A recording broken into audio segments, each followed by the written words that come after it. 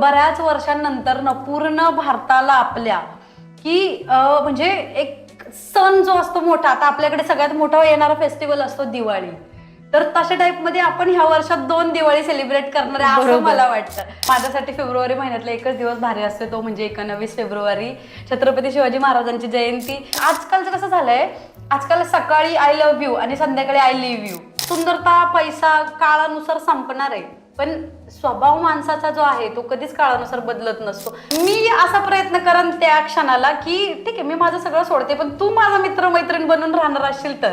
Negative गोष्टीशिवाय माणूस कधीच पुढे जात नाही, आणि ज्याची जास्त निगेटिव्ह चर्चा ना तो सगळ्यात जास्त ट्रेंडला ह्या आत्ताच्या काळात.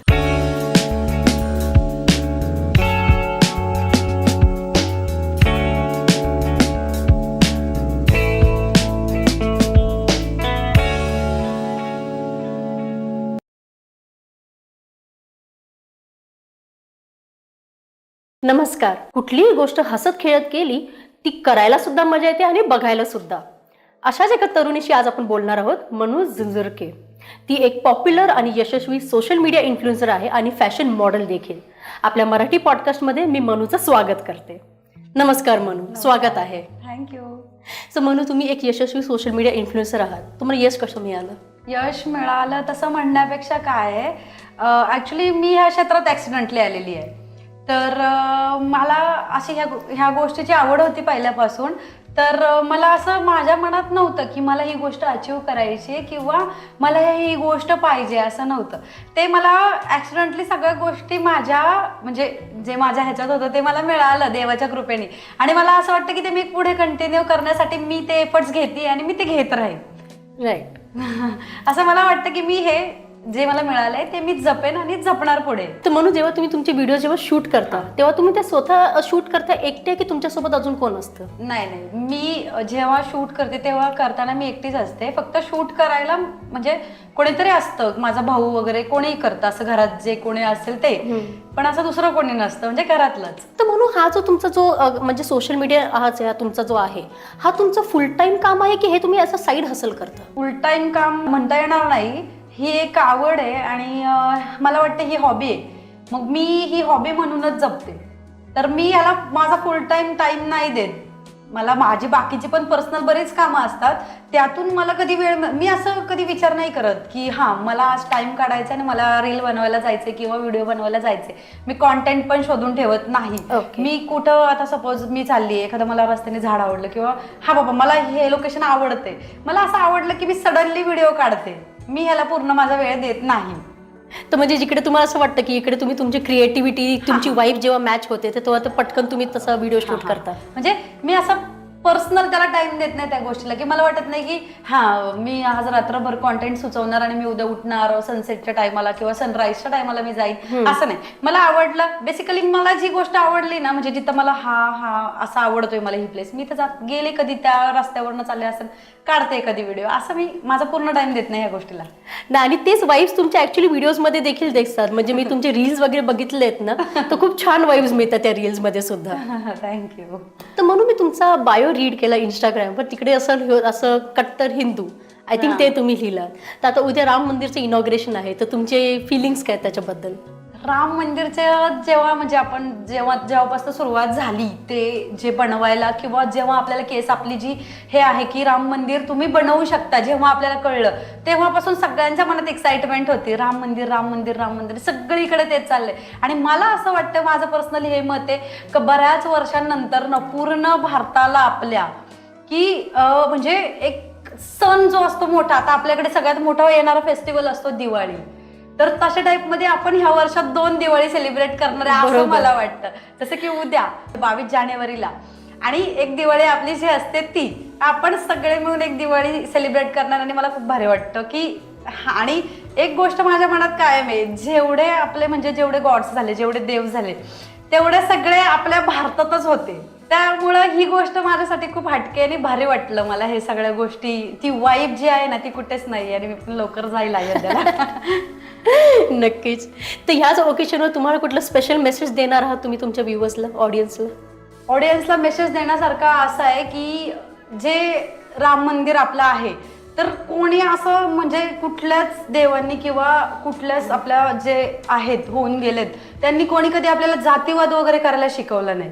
ह्या गोष्टी काय होतात, ह्याने आता सपोज मी आता इंस्टाग्रामवरती 2-3 दिवस झालं बरंच बघतीये की मुस्लिम लोकांनी किंवा मुस्लिम लोक आपल्याला ट्रोल करतात किंवा काय, असं नाही पाहिजे. सगळे एक सारखे आहेत. आलं लक्षात? महाराज जसं छत्रपती शिवाजी महाराजांनी पण सगळ्यांना सोबत घेऊन काम केलं, बरोबर. तसंच कोणी या गोष्टी नाही केल्या पाहिजेत. मला वाटतं सगळ्यांना सोबत घेऊन चाललं पाहिजे, असं वाटतं. मी हा मेसेज प्रत्येकाला देईन आणि सगळ्यांनी प्रत्येकाची एकमेकाची रिस्पेक्ट करावी, मला एवढंच वाटतं. खूप छान म्हणू. सो म्हणू आता इव्हेंट्सची जेव्हा गोष्ट आली तर आता व्हॅलेंटाईन्स डे पण जवळ आहे, तुमचे काही प्लॅन्स आहेत? व्हॅलेंटाईन डे फेब्रुवारी महिन्यात असतो. इथून सुरुवात आहे माझी. ऍक्च्युली ह्या असे डे वगैरे मी कधी सेलिब्रेट केले नाही आणि करणार पण नाही. माझ्यासाठी फेब्रुवारी महिन्यातला एकच दिवस भारी असतो, तो म्हणजे 29 फेब्रुवारी, छत्रपती शिवाजी महाराजांची जयंती. आणि मी ह्या डे वगैरे मध्ये मला वाटत नाही की मी काही इंटरेस्ट घ्यावा किंवा मला इंटरेस्ट नाहीये पण ह्या गोष्टीत. त्यामुळे माझा काही व्हॅलेंटाईन डे वगैरेचा असा काही प्लॅन वगैरे नसतो आणि मला ती गोष्ट आवडत नाही. तुम्ही सिंगल आहात, मॅरिड आहात? नाही, सिंगल आहे.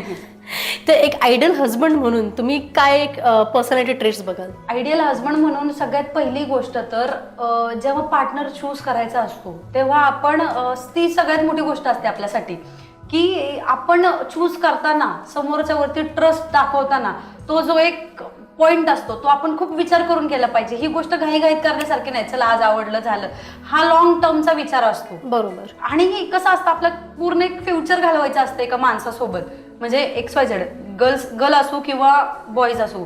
मी प्रत्येकाला एकच मेसेज देईल की जेव्हा कोणी आपण पार्टनर चूज करत असतो तेव्हा सगळ्यात पहिली गोष्ट जी चूज करण्याची असते ती म्हणजे समोरचा आपल्या फिलिंग्सची किती रिस्पेक्ट करतोय, तो कुठे आपल्या डिसरिस्पेक्ट करत नाही ना फिलिंग्सची.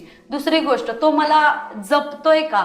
तिसरी गोष्ट, तो माझी काळजी करतोय का माझ्या आईबाबांसारखी. अशी गोष्ट मला वाटते. आणि कसं असतं, लॉंग टर्मसाठी जेव्हा आपण विचार करतो, एक आहे हे मुलं वगैरे किंवा आपण जे म्हणतो की माझा मुलगा माझी मुलगी, हे काही नाहीये. जेव्हा शेवटचा जो क्षण असतो त्याला एका नवऱ्यासाठी एक बायको असते उभी आणि जे एका बायकोसाठी एक नवरा असतो. म्हणून मला असं वाटतं की हा विचार करताना घाईत विचार नाही करावा.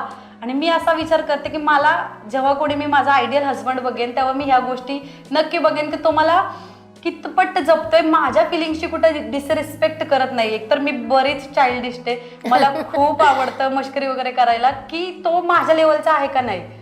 आणि आजकालचं कसं झालंय, आजकाल सकाळी आय लव्ह यू आणि संध्याकाळी आय लिव्ह यू असं झालंय, ही सिच्युएशन झाली. तर मला असं कुठेतरी वाटतं की हे नसावं. लॉंग टर्म साठी ठीक आहे, भले तू आय लव्ह यू म्हणू नकोस, पण मी तुझ्या सोबत आहे हा शब्द माझ्यासाठी खूप मोठा आहे. आणि हा शब्द मला असं वाटतं की मी समोरच्याकडनं डिझर्व करते आणि मी पण समोरच्याला ते देऊ शकते. अशा टाईपमध्ये मी बघेन आयडियल हजबंड माझा. पण तुम्ही बरोबर बोलत म्हणू, कारण आजकालचा तो जो जनरेशन आहे तिकडे कमिटमेंट इश्यू हा सर्वात मोठा प्रश्न आलाय, खूप मोठा. Commitment, loyalty, trust. म्हणजे इव्हन तो हे बेसिक आहेत पण हे खूप गरजेचं आहे कुठल्याही मॅरेजला सक्सेसफुल बनवण्यासाठी. आणि जसं तुम्ही अजून एक गोष्ट खूप छान बोललात की काही झालं तरी शेवटी नवरा आणि बायको हेच एकमेकांसाठी असतात. ऍक्च्युली आत्ताची सिच्युएशन बघता असं झालंय का तुझ्याकडे किती पैसा आहे, किती गाडी आहे. आज ज्या म्हणजे आता सपोज एखादे वडील आहेत, त्यांना भलेही ते मुलीचं लग्न करायचं त्यांच्या ते 45, 50, 65 वर्ष 60-65 वर्षाचे, त्यांच्याकडे आज भलेही काय नाही, पण त्यांच्या मुलीसाठी त्यांना नवरा कसा पाहिजे, त्याच्याकडे एक 4 व्हीलर असली पाहिजे, त्याचं घरदार असलं पाहिजे, त्याला 50-60 हजार पेमेंट पाहिजे. नाही ना, ठीक आहे काही गोष्टी लेट होतात, बरोबर, ठीक आहे. जर त्याच्याकडे पैसे नाहीयेत पण तो मनाने चांगला आहे. कारण एक गोष्ट आहे, सुंदरता, पैसा ह्या गोष्टी आहेत ना कुठं मॅटर करत नाही. माणसाचा स्वभाव मॅटर करतो, माणसाचं मन मॅटर करतं. सुंदरता, पैसा काळानुसार संपणार आहे, पण स्वभाव माणसाचा जो आहे तो कधीच काळानुसार बदलत नसतो. मला असं वाटतं की प्रत्येकाने प्रत्येकाशी नातं जोडताना स्वभाव बघावा, क्वालिटीज बघाव्यात त्याच्या स्वभावाच्या, बाकी कुठल्या गोष्टी मॅटर करत नाहीत माझ्यासाठी तर नाही. बरोबर.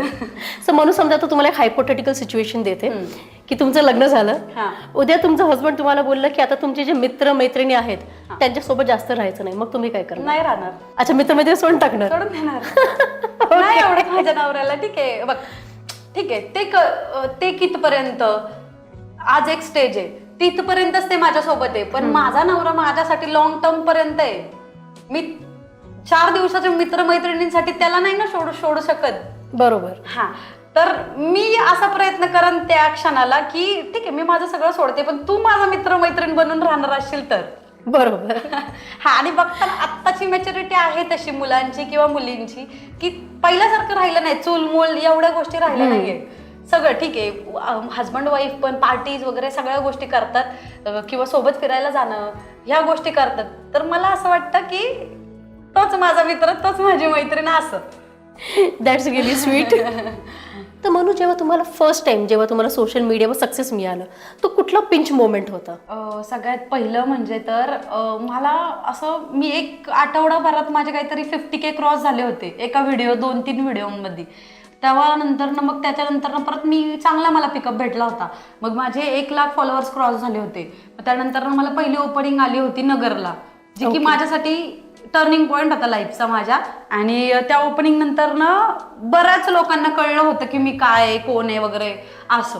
तर मला असं वाटतं की तो पिंच मुवमेंट आहे माझ्या लाईफ मधला.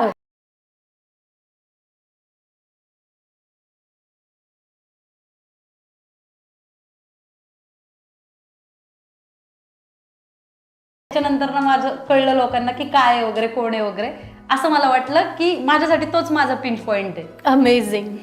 सो म्हणून आता जेव्हा सोशल मीडियाची गोष्ट येते, तर तुमच्या घरात सर्वात जास्त तुम्हाला सपोर्ट कोण करतं? आई, वडील, कोण? माझ्या घरात सगळेच तसे सपोर्टिव्ह आहेत, असं कोणच नाहीये की मला सपोर्ट करत नाही. माझ्या कोणी असो, माझे आजी आजोबा पण माझे व्हिडिओ बघतात. माझ्या मम्मीचे मम्मी पप्पा, माझ्या पप्पांचे आई वगैरे सगळे माझे व्हिडिओ बघतात. माझ्या घरातले उलट, मी कधी व्हिडिओ वगैरे नाही ना काढले. सपोज मी असं कुठेतरी आवरले छान वगैरे आणि मी कुठेतरी चालले बाहेर, मग माझी मम्मी म्हणते अगं मनू व्हिडिओ काढ. म्हणजे माझी मम्मी मला दिदी म्हणते, तर दिदी तू व्हिडिओ वगैरे काढ बरं का, तू नाही का असं वगैरे. आणि पप्पा पण मला विचारत असतात वरच्यावर की काय चाललंय इंस्टाग्रामचं. माझे पप्पा इंस्टाग्राम वापरत नाहीत बरं का. माझ्या पप्पांचे मित्र पप्पांना पाठवतात, अरे तुझी मुलगी नाही. मग पप्पांना कळतं की हा, ही रील माझ्या मुलीची आहे बाबा. आणि पप्पांना माझ्या आज म्हणजे नाही का आतापर्यंत माहिती नव्हतं की मी रील्स वगैरे बनवते, असे काय प्रकार आहे. पप्पांना सडनली असंच 1 वर्ष आधी, 1 वर्ष नाही, 5-6 महिने आधी त्यांच्या मित्रांनी एका स्टेटस टाकला होता माझा. आणि त्यानंतर त्यांना वाटलं की बघितले, आणि ते शेअर चॅट वापरतात, तर त्यांनी शेअर चॅट, त्यांना वाटलं शेअर चॅट वगैरे घेतलं असेल. तर मला त्यांनी बघितलं, मला मन्या म्हणतात पप्पा, मन्या तुझा स्टेटस टाकलाय माझ्या एका मित्राने. म्हणलं अच्छा ओके. आणि मी तेव्हा काय एवढं असं मनावर नाही घेतलं, मला असं नाही का कसं तरी वाटलं, कसं बोलू मी पप्पांशी. ठीक आहे म्हटलं, तो माझ्यासाठी एक सीन झाला. आणि नंतर ना पप्पांना कळत गेलं की रील्स वगैरे बनवते. पप्पा मम्मीच्या मोबाईलमध्ये बघतात माझ्या रील्स. आणि पप्पा असेच दिवसभर माझेच हे, माझ्या पप्पांचं रोज एक माझं स्टेटस असतं. आणि पप्पांचा आहे ना, पप्पांचा जो जॉबचा ग्रुप आहे तो बराच मोठा आहे. त्या ग्रुपला आहे ना व्हिडिओ यायचा माझ्या. म्हणजे लोक काय करायचे, म्हणजे त्यांचे फ्रेंड्स शेअर चॅटला व्हिडिओ वगैरे असायच्या, ते काय करायचे, ते तिथं शेअर करायचे. म्हणून तुझ्या व्हिडिओ इथे कशा येतात, म्हणून तुझ्या व्हिडिओ इथे काय येतात. पण मी सांगितलं की मी असा प्लॅटफॉर्म आहे, त्याच्यावरती मी रील्स वगैरे बनवते. बाबा बोलले ओके ग्रेट. माझे बाप्पा खूप म्हणजे असं नाही का, खूप फ्रँकलीत माझ्या घरचे. मला असं कुठूनच असं हे नाहीये की तू बंधन वगैरे, सगळ्या टाईप मध्ये की कर तू, आम्ही आहेत. बरोबर. सो म्हणून आतापर्यंत तुम्हाला सोशल मीडियावर सर्वात पॉझिटिव्ह कमेंट कुठला आला? पॉझिटिव्ह कमेंट असं सांगता नाही येणार पॉझिटिव्ह कमेंट, बिकॉज ऑफ कसं असतं, प्रत्येकाची मॅच्युरिटी वेगळी असते आणि प्रत्येक जण वेगवेगळ्या कमेंट करत असतो. त्यात बऱ्याच कमेंट मला अशा असतात, तू खूप छान दिसतेस, किंवा तुझा आवाज खूप आवडतो आम्हाला, म्हणजे तू तुझ्या व्हॉइसवरती व्हिडिओ बनवत जा. मला ह्या कमेंट्स आवडतात. आणि मला सगळ्यात म्हणजे नाही का चांगली कमेंट अशी वाटते, जेव्हा मला कोणीतरी असं सांगतं की तू तुझ्या आवाजात बनवत जा, आम्हाला तुझ्या आवाजातल्या रील्स आवडतात, तेव्हा असं वाटतं की कोणीतरी आपुलकीच्या भावनेने सांगतं. आणि ती कमेंट माझ्यासाठी सगळ्यात चांगली कमेंट आहे. राईट. पण आता म्हणू, आता जिकडे सोशल मीडिया येतो तेव्हा ट्रोल्स म्हणा किंवा नेगेटिव्ह कमेंट्स म्हणा, हे सुद्धा एक पार्ट अँड पार्सल आहे.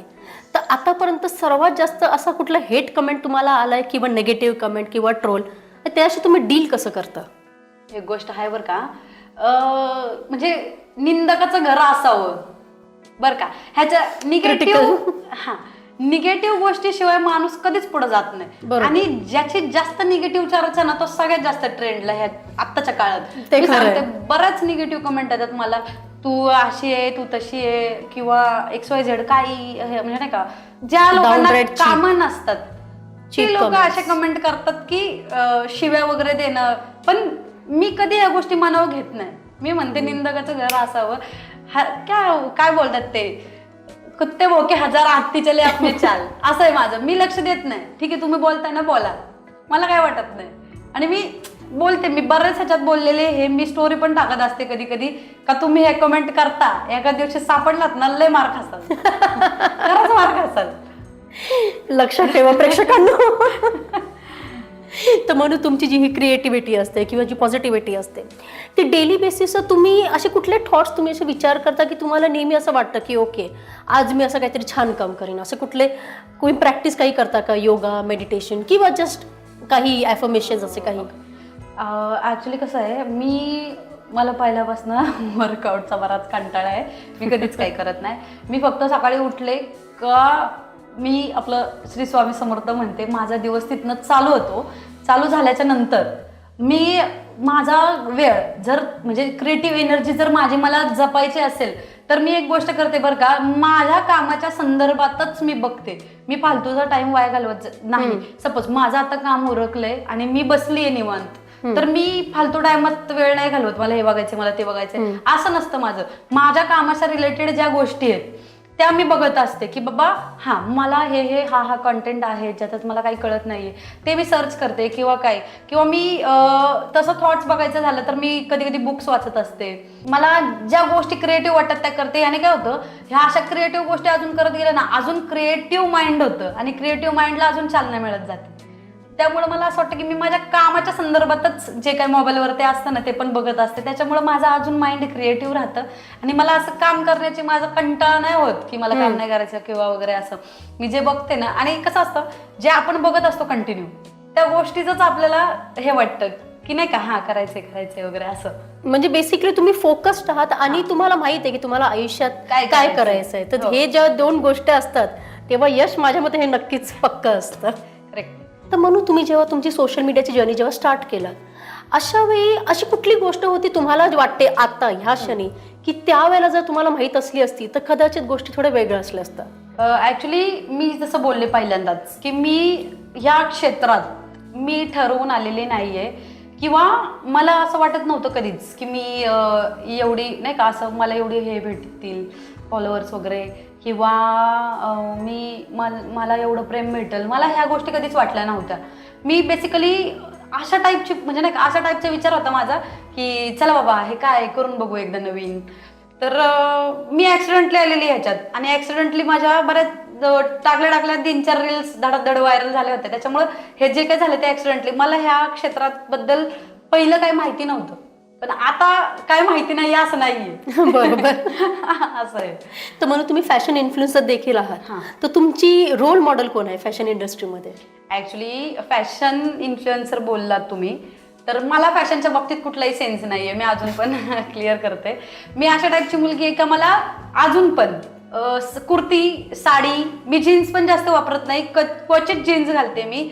मला परंपरा, संस्कृती, कल्चर जपायला बरंच आवडतं. मला आजपर्यंत असं आवडलं नाही 4 लोकांमध्ये जीन्स घालून जावी, मी छान दिसेल हे ते. मी जशी आहे तशीच. मी अजूनपर्यंत तोंडाला पावडर सुद्धा वापरत नाही. आणि तसं सांगायचं झालं तर रोल मॉडेल वगैरे माझ्यासाठी जे काय ते माझी मम्मी आहे. बरोबर. माझी मम्मी पण अशी ड्रेस वगैरेच घालते, पण तीच आहे माझ्यासाठी जे काय आहे ते. राईट. माझ्यासाठी दुसरं रोल मॉडेल कोण नाही. घरात एवढं मॉडेल असल्यावर. आता पुढे तुमचं सोशल मीडियावर प्लॅन्स काय आहेत अजून? सोशल मीडियावरती तसं काही प्लॅन नाहीये माझा ऍक्च्युली. फक्त जे आता भेटलंय तेच पुढे जपावं, तेच अजून वाढत जावं एवढीच इच्छा आहे माझी. ऑल द बेस्ट म्हणून. थँक्यू. तर म्हणून आता जे एस्पायरिंग जे सोशल मीडिया इन्फ्लुएन्सर्स आहेत त्यांच्यासाठी काही मेसेज तुम्हाला द्यायचा आहे किंवा आपल्या प्रेक्षकांना काही स्पेशल मेसेज? जे इन्फ्लुएन्सर्स आहेत ॲक्च्युली मी स्वतःला कधी इन्फ्लुएन्सर्स लोकांमध्ये मोडलं नाहीये की मी इन्फ्लुएन्सर आहे वगैरे. मला ह्या गोष्टी कधी वाटल्याच नाही. मी असंच विचार करते की मी खूप जनरल घरातनं, सामान्य घरातनं सर्वाइव्ह करणारी मुलगी आहे. जर माझ्यासमोर कोण आलं तर मी खूप गोड बोलणारी मुलगी आहे. तर मला असं वाटतं की ठीक आहे, जे तुमच्याकडे आहे ना ते तुम्ही जपून ठेवा. फक्त एवढंच का माणूस माणसाच्या स्वभावामुळे ओळखला जातो. मला एवढंच कळतं का उद्या कुठला तुमचा फॅन भेटला तर तुम्ही त्याला बघून तोंड वाकडं करू नका. अगदी बरोबर. काय होतं आणि काय होतं, निगेटिव्हिटी पसरत जाते. ठीक आहे, तुमचा ऍटिट्यूड आहे, तुम्ही तुमचा ऍटिट्यूड तुमच्या लेवललाच ठेवा. राईट. हा, तुमचा तुम्ही जे म्हणत ना आहात तेच तुम्ही एक्सपोज करा. तुम्ही एक्स्ट्राच्या भावना लोकांना दाखवायला जाऊ नका. आणि तसं सांगायचं झालं तर इन्फ्लुएन्सर्स बरेच आहेत. आज घराघरात रीलस्टर आहे, 10,000 फॉलोअर्स असणार पण रीलस्टर आहे. सगळ्यांमध्ये मोडले जातात. आजकाल कोणाचे फॉलोअर्स होत नाही, सगळ्यांचे होतात. मला असं वाटतं की स्वतःचा इगो, ऍटिट्यूड प्रत्येक इन्फ्लुएन्सरने बाजूला ठेवावा, चांगल्या पद्धतीने काम करावं, सोबत राहून काम करावं, असंच वाटतं मला. तुम्ही खूप छान बोललात म्हणून. कारण काय होतं ना, आता आपण बॉलिवूडमध्ये वगैरे सुद्धा बघतो. ओके, सेलिब्रिटीज दिसायला एक असतात, लोक त्यांना पर्सनली कनेक्ट करतात, पण जेव्हा ऍक्च्युली ते आपल्या फॅन्सला जेव्हा भेटतात तेव्हा ते अतिशय वाईटरित्या त्यांना ट्रीट करतात. ते मला सुद्धा बघून ते खूप विचित्र वाटतं की कारण फॅन्समुळे कुठे जाऊन लोकांना प्रसिद्धी मिळते. तर तुम्ही त्यांचा अपमान असं करू नये. तुम्ही जर त्यांना इज्जत देऊ शकत नाही तर ऍटलीस्ट कमी कमी अपमान तरी करू नका. आणि दुसरी गोष्ट म्हणजे जसं तुम्ही बोललात इन्फ्लुएन्सर, हा खूप छान बोललात की rather than being an influencer आपण इन्स्पायरर बनू शकतो. कोणातरी आपण इन्स्पायर केलेलं ते जास्त बेटर आहे, रॅदर दॅन कोणाला इन्फ्लुएन्स करणं पॉझिटिव्ह निगेटिव्ह, ते आपली वेगळी गोष्ट आहे. तर म्हणू आता तुम्ही एक सोशल मीडिया इन्फ्लुएन्सर आहात. तुमच्यासाठी एक इंटरेस्टिंग टास्क आहे माझ्याकडे. रेडी आहात? Rapid fire round 30 seconds with Manu. ठीक आहे, सुरू करूया. कॉफी, चहा की किलर आउटफिट? चहा. फिल्टर क्वीन की bare face beauty? Filter. Okay. Trend setter किंवा vintage vibe? Trend setter. Okay. 3 emoji जे तुमचे व्यक्तिमत्व वर्णन करतात? स्माइलचा. ओके. सगळे स्माइलचे. स्माइलचे. ठीक आहे. हॅशटॅग हिरोईन की caption queen? Caption. Okay. 1 outrageous trend जे तुम्हाला गुप्तपणे आवडते? इंस्टाग्राम चालवायला आणि स्नॅपचॅट. ओके. तुमच्या मोबाईलवर शेवटचा कॉल? दीपकचा. ओके. दीपकचा. शॉर्ट डायलची नावे? शॉर्ट डाईल नाही, असं कोण नाही माझं. ओके. सो मनू, खूप छान वाटलं तुम्हाला भेटून, तुमच्या गोष्ट ऐकून. आय एम शुअर प्रेक्षकांना सुद्धा भरपूर आवडलं असेल. लाईक, शेअर आणि कमेंट नक्कीच करा. सबस्क्राईब करा म्हणजे आम्ही मनूसारखे अजून छान स्पीकर्स बोलवू शकतो आपल्या मराठी पॉडकास्टवर. So Manu, thanks a lot again. Truly appreciated. Thank you.